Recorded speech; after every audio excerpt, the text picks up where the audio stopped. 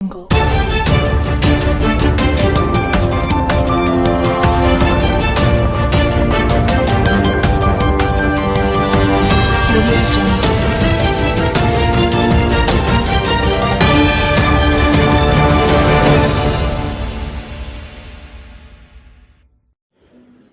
አክብሮታዊ ሰላምታችን በያላችሁበት ድረስ ያለን መረጃዎቻችን ወደ እናንተ የምናደርስ ይሆናል። እስከ መጨረሻው እንድትከታተሉ የጋበዝን።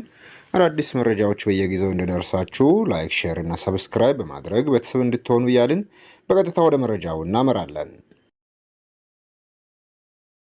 ኢራን በሁለት ቀናት ውስጥ በተባበሩት አረብ ኤምሬትስ ላይ በፈጸመችው ጥቃት 3 ሰዎች ሲገደሉ ኢትዮጵያዊና ኤርትራዊን ጨምሮ የተለያዩ ሀገር ዜጎች ጉዳት እንደደረሰባቸው ታውቋል።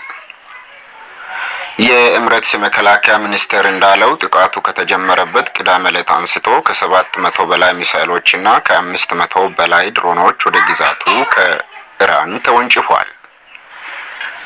ከነዚህ መካከል አብዛኞቹ ሲከሽፉ የተወሰኑት በመኖሪያና በስራ አካባቢዎች እንዲሁም ባህር ላይ አርፈዋልም ተብሏል። በሰው ሕይወት ላይ ጉዳት የደረሰው በቀጥታ በተወነጨፉ ድሮኖችና ሚሳኤሎች ሳይሆን ሲከሽፉ በሚፈጠር ስብርባሪ መሆኑም ተገልጿል። ገልፍ ኒውስ እንደዘገበው ከሆነ በጥቃቱ ሕይወታቸው የጠፉት 3 ሰዎች የፓኪስታን፣ የኔፓልና የባንግላዴሽ ዜጎች መሆናቸውም ታውቋል።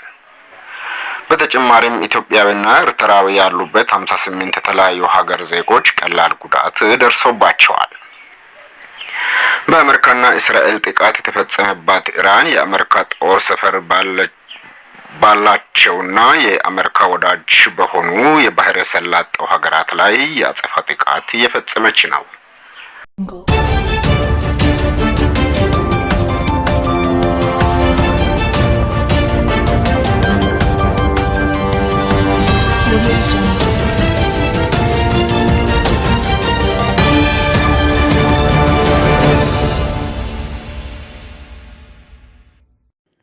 መረጃውን እስከ መጨረሻው ስለተከታተላችሁ ከልብ ያመሰገንን። በሌላ አዲስ መረጃ እስከምንገናኝ ቸር ሰንብቱ።